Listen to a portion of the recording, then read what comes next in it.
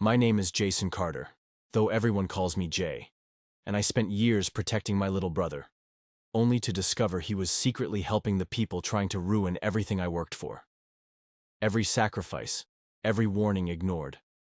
All of it just fuel for the fire I was about to unleash. Before I could even process the betrayal, I knew one thing. I had to act carefully. One wrong move and everything I had fought for could vanish overnight. But this wasn't just any betrayal. It came from someone I had trusted more than anyone. Someone I had raised almost like a son. I was the oldest in our family, the one who had to step up after Dad died. My little brother Marcus was always the golden boy. Charming, naive, the type everyone loved instantly. I protected him from every mistake, every bad influence, every risk. I thought I was keeping him safe. Turns out, I was keeping him in the perfect position to betray me. Our family had struggled financially after Dad passed. He left us a modest business and some savings, but nothing that would make anyone a target. Until my uncle stepped in. Uncle Frank, my father's only brother, had always seemed supportive, like a guiding hand in the chaos. He smiled, he nodded, he offered advice. But behind that polite face was a man who had been waiting for the right moment to take everything. Marcus started acting strange months ago. Small things at first. Disappearing for hours without explanation, his phone always locked, strange texts that he would quickly delete when I came near. I brushed it off at first. I told myself I was paranoid. I wanted to believe he was just growing up, figuring life out. I never thought he could be working with the very person trying to dismantle our family from the inside. Frank was brilliant in how he manipulated Marcus. He praised him, made him feel indispensable, and painted me as controlling, paranoid, even selfish. And Marcus, eager to please, began feeding information, helping plan moves against me I didn't even realize were happening. Every deal I made, every strategy I tried to implement, they were one step ahead. The signs were there, I just wasn't looking for them in the right places. Bank transfers I didn't authorize, invoices disappearing, partners mysteriously pulling out of deals. And always, Frank's calm reassurances. Don't worry, Jay. I've got Marcus under control. I should have seen it. I should have listened to my gut. But I trusted my brother. I trusted family. That was my first mistake. One night, I stayed late at the office going over numbers. I noticed a pattern in the transfers. Subtle, almost imperceptible, but consistent. And then I saw it. A small, cryptic message in one of Marcus's emails, referencing a meeting with Frank's contacts. That was when the unease turned into certainty. My little brother, the one I had shielded from every harm, was betraying me. And he wasn't alone. The thought should have broken me. I should have panicked. Instead, a cold clarity settled over me. I began piecing everything together. Months of suspicious behavior, odd meetings, financial irregularities. Marcus wasn't just making mistakes. He was complicit. And the mastermind? Uncle Frank. The man I had called family was orchestrating a coup from the inside.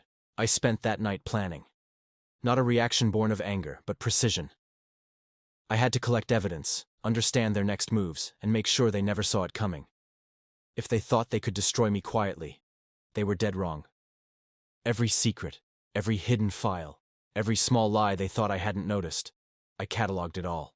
It was bitter, realizing how easily my brother had been swayed. But this wasn't about forgiveness. This was about power. This was about reclaiming everything they had tried to steal.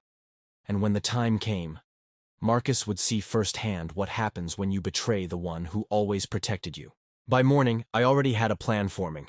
Frank thought he was untouchable. Marcus thought he was indispensable. They were wrong, and I would make sure everyone in our circle, and beyond, knew exactly who was clever enough to pull the strings. The betrayal wasn't just shocking, it was an opportunity, and I intended to use it fully. The first step was subtle. I would appear calm, even oblivious, while gathering every scrap of evidence they had left exposed. Emails, texts, recorded meetings, financial trails, everything that would make them crumble when I was ready to strike. Patience, I reminded myself. The best revenge is executed quietly, flawlessly, and leaves no escape. Over the next few weeks, I observed their interactions, listening for slips, noting alliances, and quietly documenting every move. Marcus, oblivious to the trap closing around him, continued thinking he was in control. Frank, smug in his manipulations, never suspected I was aware. I let them grow arrogant. They were perfect for my plan. Every detail counted. I traced their financial manipulations, noting every illegal transfer and every move designed to destabilize me. By the time I was done, I had a full blueprint of their betrayal, a record so meticulous that no one could deny it. Every lie, every deceit, every betrayal was documented and ready for use. And then came the final preparation. I needed to ensure that when the truth came out, it would be absolute. No denials, no excuses. Just total exposure, total humiliation, and total control. Frank and Marcus had set themselves up perfectly. I just needed to pull the trigger. Part 1 ends here with the stage set. Betrayal discovered, evidence collected, and the protagonist ready to move. The tension is high, the stakes are clear, and the audience is primed for Part 2. Major betrayal, discovery, and confrontation. I couldn't believe what I was seeing. Marcus, my little brother, laughing alongside Frank in a video that was going viral on TikTok. They were celebrating a deal, our entire family business, our inheritance, being siphoned away right under my nose. Every instinct screamed danger, but every calculated thought reminded me to stay calm. I watched frame by frame as Marcus handed over documents, smiled like he was proud, and nodded at Frank. The uncle I had trusted, the one who had pretended to guide us, was orchestrating a betrayal so precise it almost seemed cinematic. And my brother? He was the willing accomplice. The shock didn't break me. It sharpened me. Frank had positioned Marcus perfectly, making him feel important, making him think he was the brains behind the operation. In reality, Marcus was just a pawn, a familiar face no one would suspect. And Frank? He thought he had me cornered. He thought I would crumble when the news hit. They had no idea I had already started building my counterattack weeks ago. I called Marcus into my office the next day. His face fell when he saw my expression. Calm, collected, but icy. He tried to joke, to brush it off, but I cut him off. I saw the video. Explain why you're helping Frank destroy everything we built. His pride faltered. The bravado vanished. He stammered, tried to justify it, but the evidence was undeniable. Every message, every transaction, every meeting, he was trapped. Then came the confession. He admitted it all. Frank promised him control, wealth, status. He thought I would never notice. He thought loyalty to his uncle outweighed loyalty to me. And in that moment, any lingering familial bond evaporated. He had made his choice, and now he would face the consequences. I didn't shout. I didn't plead. I let him realize the magnitude of his betrayal himself. He wasn't just turning against me. He was betraying the memory of our father, the sacrifices I had made, the trust I had given him blindly. That realization alone was punishment enough. For now. Next, I turned my attention to Frank. He was cunning, manipulative, a man who thought he could outsmart everyone. But he had overlooked one thing. I had been patient, gathering every shred of proof they left behind. Emails, bank statements, hidden contracts, recordings of their meetings. I had it all. And I knew exactly how to use it. I didn't confront him publicly yet. That would tip my hand too soon. Instead, I began leaking minor information strategically. Small hints that made him paranoid, anxious, second-guessing every move. His confidence began to crumble, his empire of manipulation showing cracks. Meanwhile, Marcus watched, helpless, as the uncle he idolized began to unravel. The real satisfaction would come later, when the full weight of their betrayal was revealed. When Frank realized that his plans, built on arrogance and deceit, would collapse under evidence he couldn't deny. When Marcus, the brother I had protected all these years, understood the depth of his foolishness and how easily he had been used. For now, I observed, I recorded, I prepared. Every action, every word, every decision was designed to maximize the fallout, the public exposure, the freezing of accounts, the humiliation. It would all be orchestrated like a perfect symphony of justice. And the best part? Frank and Marcus would never see it coming until it was too late. By the end of the week, I had my leverage fully assembled. Evidence compiled, contacts informed, legal route secured. The trap was set, and the only question remaining was when to spring it. One thing was certain. The family that had tried to destroy me, with my own brother as their inside agent, would regret every step, and I would enjoy watching it unfold, quietly, mercilessly, perfectly. The next morning, I moved with precision. First, I froze the accounts. Not recklessly, but surgically. Just enough to make Frank sweat without tipping him off completely. His emails started flooding in with frantic messages, thinly veiled threats. But I ignored them. Every reaction he made only confirmed how deeply I had him cornered. Marcus tried to intervene, pleading, apologizing, claiming he didn't understand the full consequences. I didn't respond.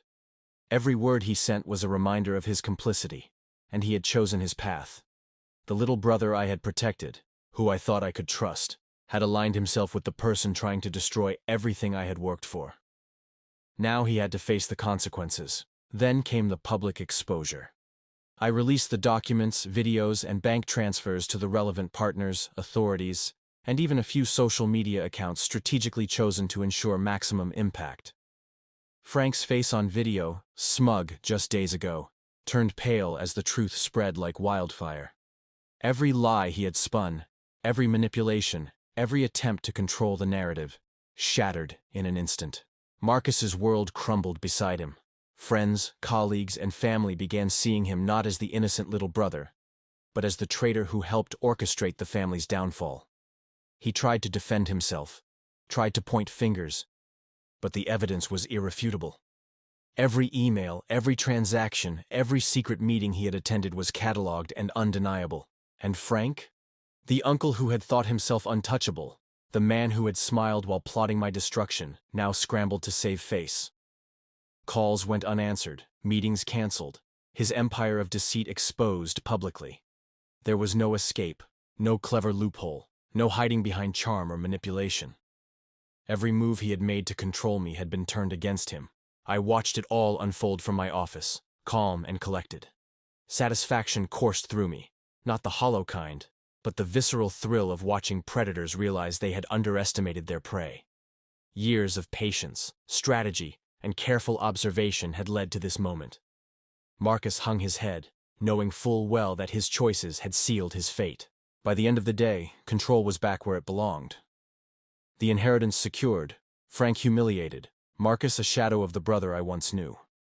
The payoff wasn't just financial, it was complete, total domination of a betrayal that had seemed unstoppable.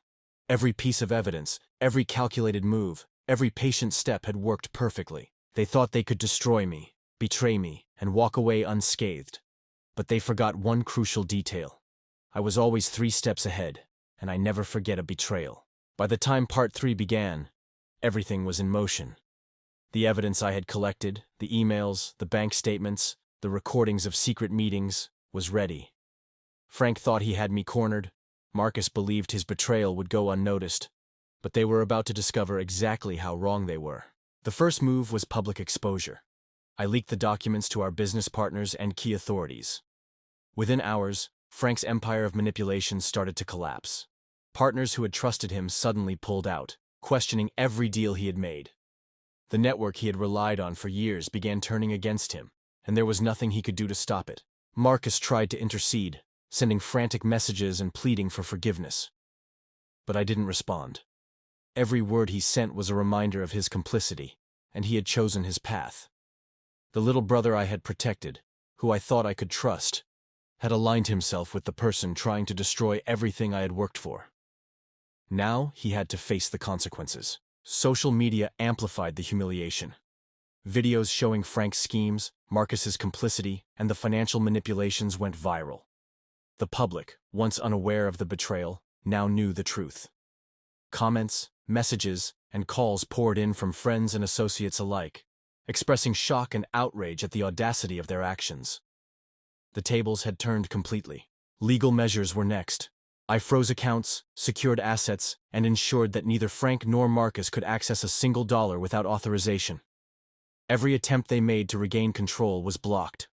Lawyers contacted them directly, confirming that every fraudulent move they had made was documented and actionable. For the first time, They realized they were completely powerless. I watched as Frank's confident facade crumbled. The charming, manipulative uncle who had thought he could outsmart me was now scrambling to salvage what little remained. Marcus, meanwhile, faced the ultimate humiliation. Not only had he betrayed me, but he was now publicly exposed as a traitor to the very family he had sworn to protect. By evening, control was fully restored. The inheritance, the family business, and the respect I had built over years were intact. Frank was humiliated, Marcus ostracized, and I stood above it all, untouched, victorious. The payoff was complete. Not a single loose end, not a single escape route for those who had thought they could destroy me. They underestimated me, betrayed me, and thought they could walk away. But I am Jason Carter, Jay to those who know me. And I never forget. I never forgive. And I always win. The final satisfaction came in seeing the expressions on their faces when the full truth hit. No excuses, no manipulation could save them now. I had orchestrated everything with precision, patience, and cold calculation. Justice, gratification, and revenge, all delivered flawlessly. Marcus would think twice before betraying anyone again. Frank would spend the rest of his days trying to repair a reputation that was irreparably shattered. And I had reclaimed everything they thought they could take, proving that loyalty and patience paired with cunning strategy always triumph over arrogance and deceit. As I sat in my office watching the fallout settle, one thing was clear. Betrayal comes at a cost, and those who underestimate the person they try to destroy will always pay the ultimate price. And in this case, the cost was complete, public, and undeniable. If you've ever been betrayed, remember this. Patience and precision can turn the tables completely, and sometimes, the sweetest victory is the one they never saw coming. Subscribe to see more stories of cunning, betrayal, and ultimate payback.